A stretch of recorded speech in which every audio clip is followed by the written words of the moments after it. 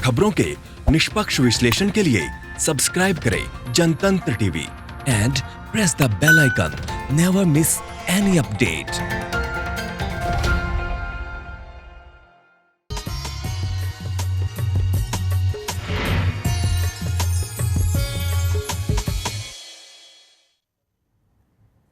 नमस्कार, आप देख रहे हैं हमारी खास पेशकश भाग्य चक्र। आपके साथ मैं हूं अंशिका। दुनिया की हर वस्तु की एक विशेष तत्व, रंग और तरंग होती है जो अलग अलग केंद्रों से नियंत्रित होती है। उस तत्व, रंग और तरंग में असंतुलन पैदा होने पर तमाम तरह की समस्याएं आती हैं। ऐसे में कुछ लोग तत्वों तथा रंग और तरंग के आधार पर रत्न पहनने की सलाह देते हैं। रत्न जीवन पर सीधा प्रभाव डालते हैं। तो क्या आपको पता है कि आपके लिए कौन सा रत्न सही है? एक साथ आप कितने रत्न धारण कर सकते हैं, जानेंगे इस खास पेशकश में। अगले आधे घंटे तक हमारे साथ बने रहिए। स्टूडियो में हमारे साथ मौजूद हैं आचार्य प्रमोद मिश्रा जी। आचार्य जी, बहुत बहुत स्वागत है आपका। नमस्कार आचार्य जी, सबसे पहले बात हम करेंगे पंचांग की और आज ये भी जानेंगे कि कितने रत्न एक साथ हम धारण कर सकते हैं। आचार्य जी, सबसे पहले पंचांग बताएं। बिल्कुल, सर्वप्रथम पंचांग की हम बात करते हैं और पंचांग की बात करने से पहले हम ध्यान करेंगे बजरंगबली का, हनुमान जी महाराज का, कि हमारे कार्यक्रम में विराजमान हो और कार्यक्रम को महत्वपूर्ण बनाए, भक्तों पर कृपा करें। अतुलित बलधामं हेम शैलाभदेहं दनुजवन कृशानुं ज्ञानिनाम ग्रगण्यं सकल गुण निधानं वानराणामधीशं रघुपति प्रिय भक्तं बात जातं नमामि। रघुपति प्रिय भक्तं बात जातं नमामि। भगवान राम के प्रिय शिष्य हैं, प्रिय भक्त हैं और ये भी कहते हैं कि तुम मम प्रिय भरत ही सम भाई। तो उनको नमन करते हुए, हनुमान जी को प्रार्थना करते हुए बढ़ते हैं हम आज के पंचांग के बारे में। आज 23 अगस्त 2020 दिन रविवार, सूर्य का भगवान का दिन है।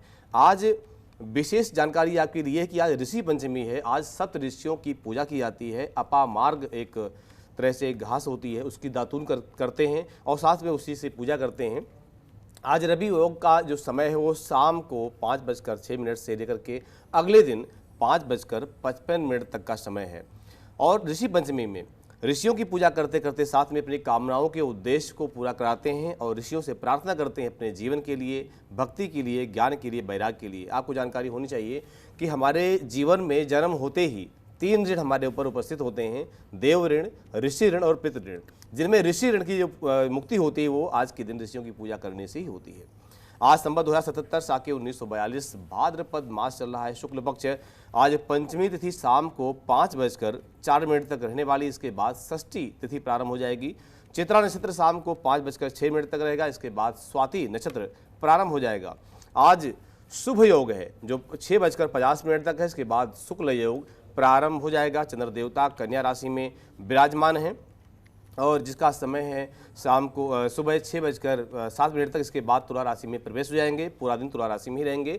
बवकरण सुबह 6:28 तक। इसके बाद बालवकरण प्रारंभ होगा। आज का विजय मुहूर्त दोपहर में 2:33 से लेकर के 3:25 तक का समय है, जिसमें विजय कार्य के लिए आप निकल सकते हैं। आज का राहु काल का समय शाम को 5:15 से लेकर शाम को 6:52 तक का समय है। विशेष कार्यों के लिए अशुभ माना जाता है। अग्निवास पृथ्वी पर है। आज यज्ञ आदि कार्यों के लिए विशेष शुभ माना जाता है। आज का अभिजीत मुहूर्त 11:57 से लेकर के 12:49 तक का है। प्रत्येक कार्य के लिए तत्कालीन मुहूर्त होता है, शुभ माना जाता है।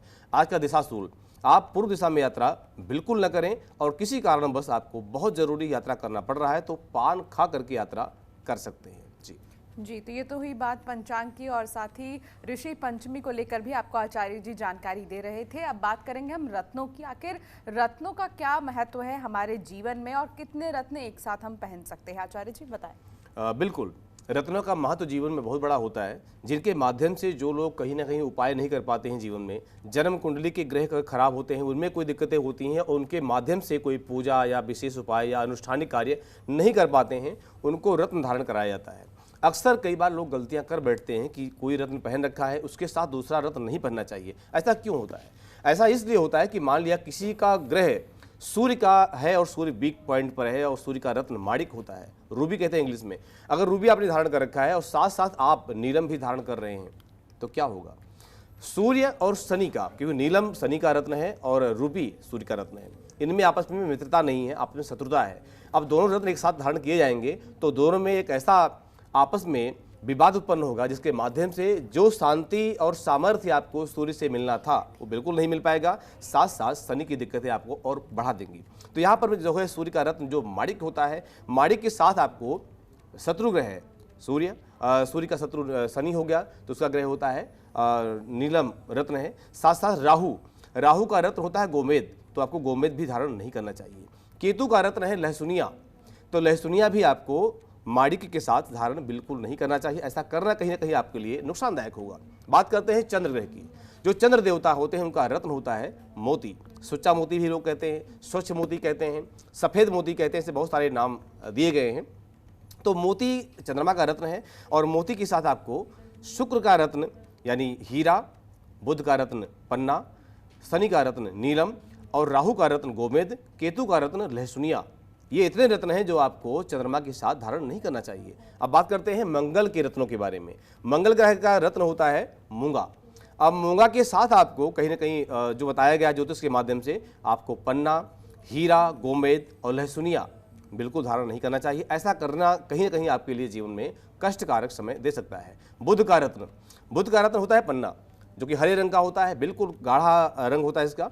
और पन्ना के साथ आपको मूंगा बिल्कुल नहीं पहनना चाहिए। मोती भी वर्जित है क्योंकि ये इसके शत्रु ग्रह माने जाते हैं, इसलिए रत्न आपके लिए कहीं ना कहीं नुकसानदायक होंगे। गुरु का रत्न, गुरु का रत्न होता है पुखराज। पुखराज पीला भी होता है, सफ़ेद पुखराज होता है। तो पुखराज के साथ अक्सर हीरा धारण नहीं किया जाता, नीलम धारण नहीं करते और गोमेद भी वर्जित है, इसलिए इन रत्नों को बिल्कुल धारण न करें। ऐसा करना कहीं ना कहीं आपके जीवन में घटनाओं से बड़ी से बड़ी घटनाएं भी जीवन में घट सकती हैं। जी, तो ये आपको आचार्य जी बता रहे हैं कि ऐसे कौन से वो रत्न हैं जिन्हें एक साथ धारण नहीं करना चाहिए, क्योंकि जीवन में रत्नों का बहुत महत्व होता है और इसीलिए सावधानी बरतना बहुत ज़्यादा ज़रूरी है। आचार्य जी, अब बात करेंगे राशियों की। शुरुआत मेष राशि से। बिल्कुल, मेष राशि के दर्शक ध्यान दें कि आज आपको परिवार का पूरा साथ मिलने वाला है। जीवन साथी से वैचारिक मतभेद हो सकते हैं, परंतु आप अपनी सूझबूझ से परिवार में सामंजस्य बना सकते हैं, ऐसी आपकी बुद्धि है।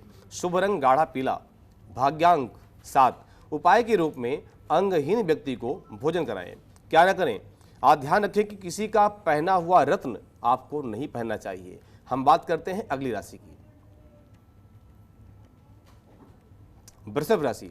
वृषभ राशि कहती है कि आज आपको कोई महत्वपूर्ण अवसर विशेष रूप से मिल सकता है। नौकरी में लाभदायक समाचार मिलेगा। अपने व्यवहार पर नियंत्रण रखना चाहिए। शुभ रंग सफेद। उपाय के रूप में अपने इष्ट देवता को लाल मिठाई का भोग लगाएं। भाग्यांक 9। क्या न करें, किसी भी व्यक्ति से आज वादा न करें। हम बात करते हैं अगली राशि की, मिथुन राशि। मिथुन राशि कहती है कि आज आपको धन लाभ होने की पूरी संभावना है। आप और आपके परिवार के सदस्यों को बेहतर स्वास्थ्य का आनंद भी मिलेगा, जिसमें कोई बड़ी चिंता नहीं होगी। शुभ रंग हरा। उपाय के रूप में दुर्गा कवच का पाठ करना आपके लिए लाभदायक रहेगा और यहीं से आप दिन की शुरुआत कर सकते हैं। भाग्यांक 1। क्या न करें, आज अहम और स्वार्थीपन की भावना अपने मन में उत्पन्न न होने दें। हम बात करते हैं अगली राशि की, कर्क राशि। कर्क राशि कहती है कि मुसीबतों को हल करने के लिए आपको अपने परिवार और दोस्तों की मदद लेनी पड़ सकती है। किसी प्रकार का कोई बड़ा फैसला आपको आज नहीं लेना चाहिए। शुभ रंग गुलाबी। उपाय के रूप में छोटे बच्चों को मिठाई बांटें। भाग्यांक 7। क्या न करें, आलस को अपने ऊपर आज हावी न होने दें। हम बात करते हैं अगली राशि की, सिंह राशि। सिंह राशि कहती है कि आज आपकी भाषा में काफी मीठापन रहेगा, काफी प्रभावशाली भाषा आपकी रहेगी। किसी काम के लिए सीमा तय करें और खुद पर कंट्रोल रखें। आपका आत्मविश्वास भी अच्छा बना रहेगा। शुभ रंग ऑरेंज। उपाय के रूप में लड्डू गोपाल जी को माखन मिश्री का भोग लगा करके दिन की शुरुआत करें। भाग्यांक 6। क्या न करें, आज किसी नए काम की शुरुआत आपको नहीं करना चाहिए। हम बात करते हैं अगली राशि की, कन्या राशि। कन्या राशि कहती है कि कोई भी निवेश करने से पहले किसी जानकार व्यक्ति की सलाह आपको जरूर लेनी चाहिए। प्रतिद्वंदी आपको नुकसान नहीं पहुंचा सकते। परिजनों और संतान के साथ मनमुटाव होने से बड़ी घटना भी हो सकती है। शुभ रंग केसरिया। उपाय के रूप में शनिदेव के सामने सरसों के तेल का दीपक जलाना आपके लिए लाभदायक रहेगा। भाग्यांक 3।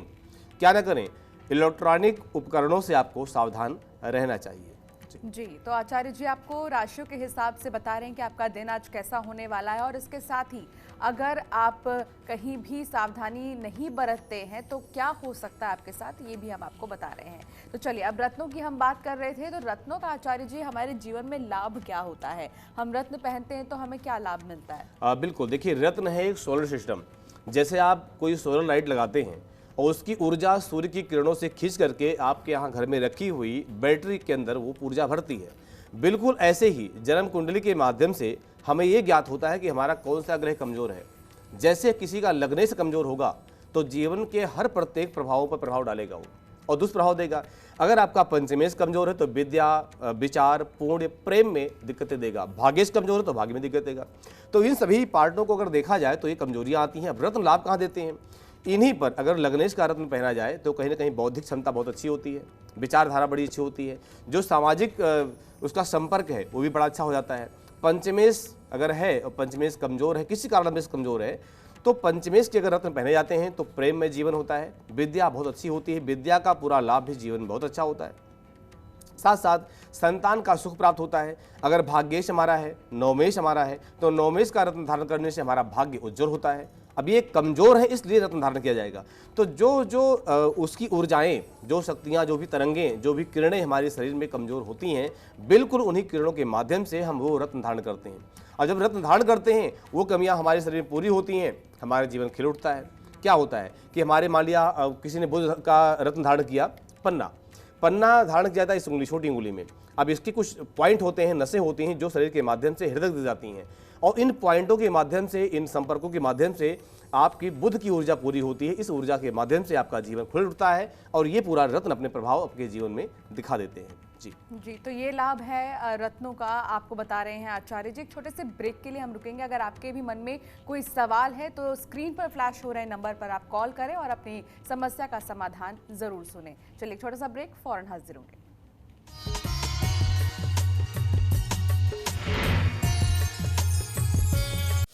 खबरों के निष्पक्ष विश्लेषण के लिए सब्सक्राइब करें Jantantra TV and press the bell icon. Never miss any update.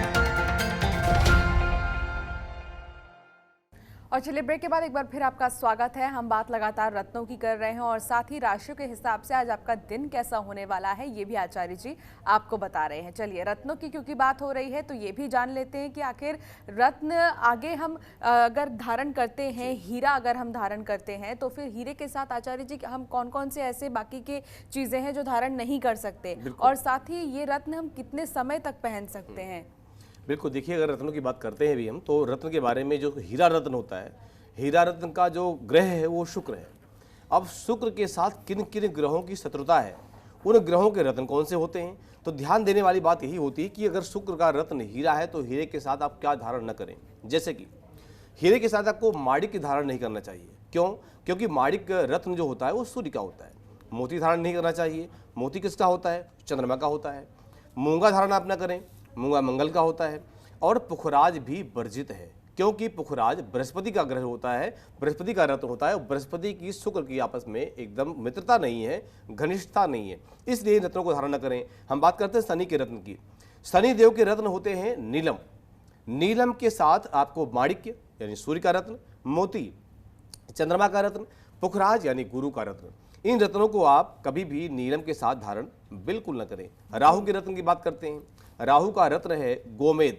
अब गोमेद के साथ आपको माणिक्य, मूंगा और पुखराज कभी भी धारण नहीं करना चाहिए। ऐसा करने से कहीं ना कहीं आपके जीवन में दिक्कतों का सामना करना पड़ता है, और ये रत्न जितना प्रभावशाली होते, जितना लाभ देते हैं, उतना गलत तरीके से धारण करने से नुकसान भी करते हैं। हम बात करते हैं केतु के रत्न की। अब केतु का रत्न होता है लहसुनिया। लहसुनिया क्यों नाम पड़ा? क्योंकि ये लहसुन की तरह होता है, रंग बिल्कुल वैसा ही होता है। इसको धारण करने से केतु के प्रभाव दूर होते हैं, जो दुष्प्रभाव दूर होते हैं। लेकिन अगर आप लहसुनिया धारण करते हैं, साथ साथ माणिक्य भी धारण करते हैं, तो आपको दिक्कत आ सकती है। साथ साथ माणिक्य है, मूंगा, पुखराज, मोती, लहसुनिया के साथ आप बिल्कुल धारण न करें, क्योंकि मोती भी अक्सर छोटी उंगली में पहना जाता है और लहसुनिया भी इसी उंगली में पहना जाता है। दोनों आपस में इनका विचार मिलता नहीं, इसलिए इन रत्नों को धारण नहीं करना चाहिए। जी, तो आचार्य जी हमारे साथ एक कॉलर जुड़ गई हैं, गायत्री हरियाणा से। गायत्री, अपना सवाल पूछे। राम राम गुरु जी। जी सीताराम, बताइए हाँ, गायत्री जी। सीताराम, मुझे अपने पुत्र के बारे में पूछना है। पुत्र की डेट ऑफ बर्थ बताइए 1993 है, जी। तारीख 28 मार्च, 28 मार्च 1993। जन्म का समय रात में 9:43 9:43। ओके। जन्म का स्थान ये वेस्ट बंगाल में, डिस्ट्रिक्ट मिदनापुर। ओके। क्या प्रश्न करना चाहते हैं गायत्री जी?